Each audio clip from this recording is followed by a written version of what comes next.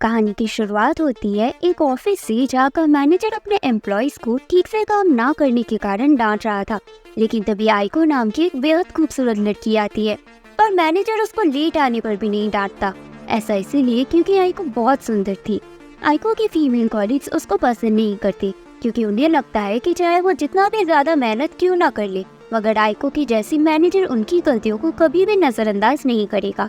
ऐसा सिर्फ ऑफिस में ही नहीं था, आइको जहाँ भी जाती उसकी खूबसूरती की वजह से लोग उससे हमेशा असामान्य रूप से पेश आती थी। रेस्टोरेंट में भी आइको को लास्ट में पे खाना मिलता है, जबकि उसके फीमेल कॉलीग्स को हर एक चीज के लिए पे करना पड़ता है। फिर जब ये लोग रेस्टोरेंट से बाहर निकलते हैं तो इन्हें ब्यूटी प्रोडक्ट्स बेचने वाला एक सेल्समैन मिलता है, जो कि आइको को 2 फ्री सैंपल्स देता है, जबकि बाकी दोनों को 2 लोगों के लिए सिर्फ एक ही सैंपल मिलता है। आइको के लिए ये कोई नई बात नहीं थी क्योंकि ऐसा उसके साथ अक्सर हुआ करता था। उसे स्पेशल ट्रीटमेंट की आदत हो चुकी थी।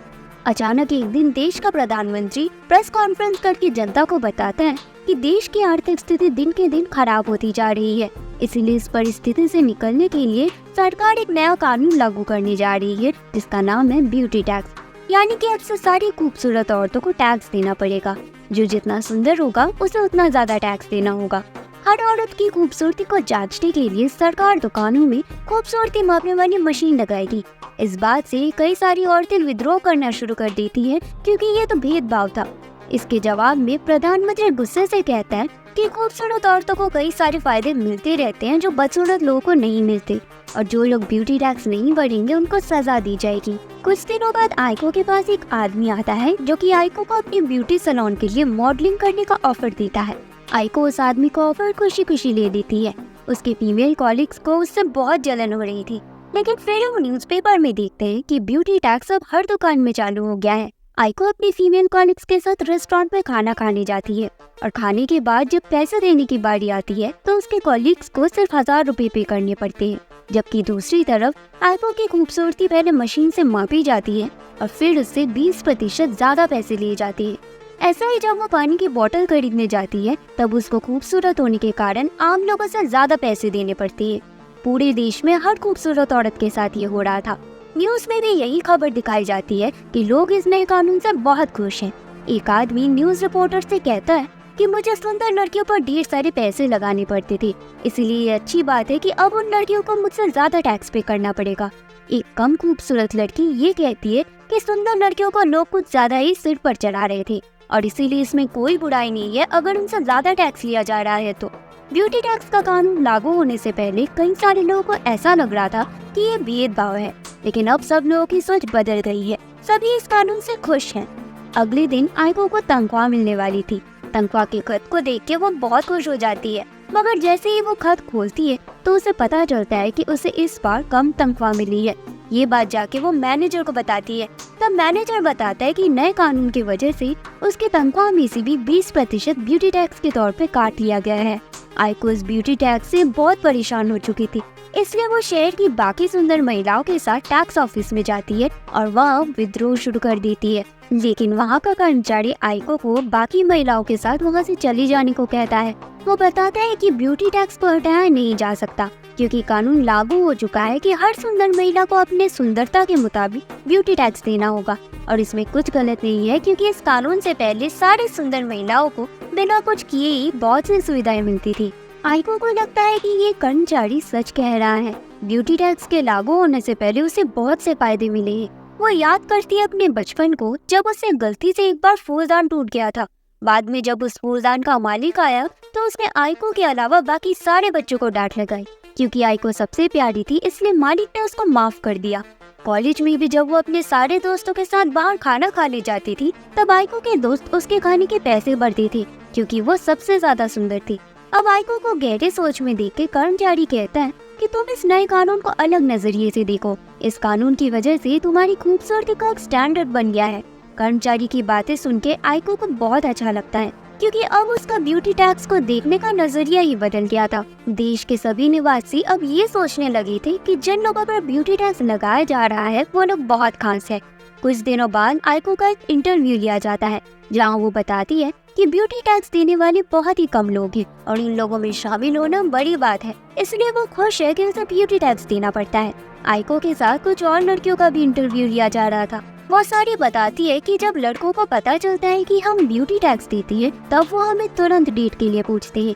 आइको के ऑफिस में अब उसकी लोकप्रियता और भी ज्यादा बढ़ गई थी। जब मैनेजर को कोई जरूरी बिजनेस मीटिंग करना होता है तब वो आइको को बुलाता है और आइको की खूबसूरती देखकर मैनेजर का बिजनेस पार्टनर बिना कुछ सोचे समझे पेपर्स पर साइन कर देता है। रेस्टोरेंट में भी अब उसको 20% ब्यूटी टैक्स देने में अच्छा लगने लगा था और जब उसे बाकी लोगों से कम तनख्वाह मिल रही थी तब भी वो खुश थी, ये सोच के कि ये तो बस एक खूबसूरत औरत की किस्मत है। अब एक ऐसा मनहूस दिन आता है जब आइको के ऑफिस में राइको नाम की एक बहुत ही खूबसूरत औरत आ जाती है। वो दिखने में आइको से भी ज्यादा सुंदर थी, इसलिए राइको को 25% ब्यूटी टैक्स देना पड़ता था। आइको को राइको से बहुत जलन होती है क्योंकि अब ऑफिस के सारे लोग सिर्फ राइको पर ही ध्यान दे रहे थे। वो ठान लेती है कि वो राइको से ज्यादा अट्रैक्टिव बन के रहेगी, इसलिए वो वेट लूज करने के लिए दिन रात एक्सरसाइज करना शुरू कर देती है। इसी के साथ वो स्पा के लिए भी जाती है जहाँ वो कई सारे महंगे फेशियल्स कराती है। लगातार कड़ी मेहनत करने के बाद एक दिन जब वो रेस्टोरेंट जाके खूबसूरती मापने वाले मशीन के आगे खड़ी होती है तो वो मशीन 30% टैक्स दिखाती है। इसका मतलब ये था कि अब आइको इतनी सुंदर हो गई थी कि अब से उसको 30% ब्यूटी टैक्स देना होगा। आइको का मकसद पूरा हो चुका था, वो आखिरकार राइको से भी ज्यादा सुंदर बन गई थी, इसलिए वो रेस्टोरेंट में ही खुशी के मारे उछलने लगती है। लेकिन घर जाके जब वो अपना बैंक बैलेंस देखती है तो उसके खुशी के तोते उड़ जाते हैं क्योंकि उसके अकाउंट में अब सिर्फ 2 रुपए बचे थे। पर ये तो कुछ भी नहीं था। इससे भी बदतर बात तो उसे तब लगती है जब खबर मिलती है कि राइको ने प्लास्टिक सर्जरी करा ली है। पहले तो उसे लगता है कि शायद राइको प्लास्टिक सर्जरी करा के अब और भी ज्यादा सुंदर बन गई है, लेकिन जब वो ऑफिस जाके राइको को देखती है तो उसे पता लगता है कि राइको ने असल में प्लास्टिक सर्जरी करा के अपना चेहरा बिगाड़ लिया है ताकि उसे अब कम ब्यूटी टैक्स देना पड़े। अपना चेहरा खराब कराने का फैसला राइको ने तब लिया जब उसका फियांसे उसे छोड़ के भाग गया क्योंकि राइको के पीछे बहुत सारे खर्चे करने पड़ते थे। मतलब अब तक आइको ने सुंदर बनने के लिए जितनी मेहनत की वो सब बेकार थी।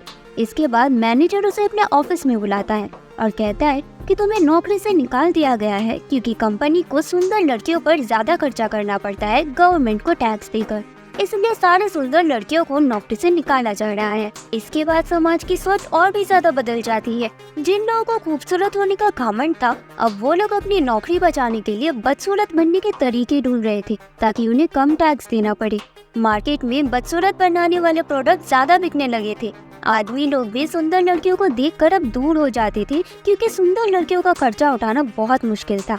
एक दिन आइको परेशान होकर एक बार में बैठी थी, तभी वहाँ एक अजनबी आदमी आके बताते हैं कि उसके पास एक ऐसा तरीका है जिससे आइको अपना ब्यूटी टैक्स कम करवा सकती है। इससे पहले कि आइको कुछ जवाब देती उसके मॉम के वकील की कॉल आ जाती है। आइको वकील से मिलने जाती है तो उसे पता लगता है कि उसके मॉम ने मरने से पहले उसके लिए 1.5 साड़ी ज्यादा छोड़ के गई है, लेकिन इसमें भी ब्यूटी टैक्स लगाया गया क्योंकि आइको और उसके मॉम ने बहुत ज्यादा सुंदर थी और इसी टैक्स के चक्कर में आइको के हाथ कुछ नहीं लगता। सारा पैसा ब्यूटी टैक्स देने में ही चला जाता है। परेशान होके आइको फिर से उसी बार में चली जाती है और उस अजनबी आदमी से मिलती है जिसका नाम नोनोमुरा है। नोनोमुरा उसको ब्यूटी टैक्स से बचाने का तरीका बताता है। वो आइको को नकली मोटे आईब्रोज लगा के बदसूरत बन जाने को कहता है।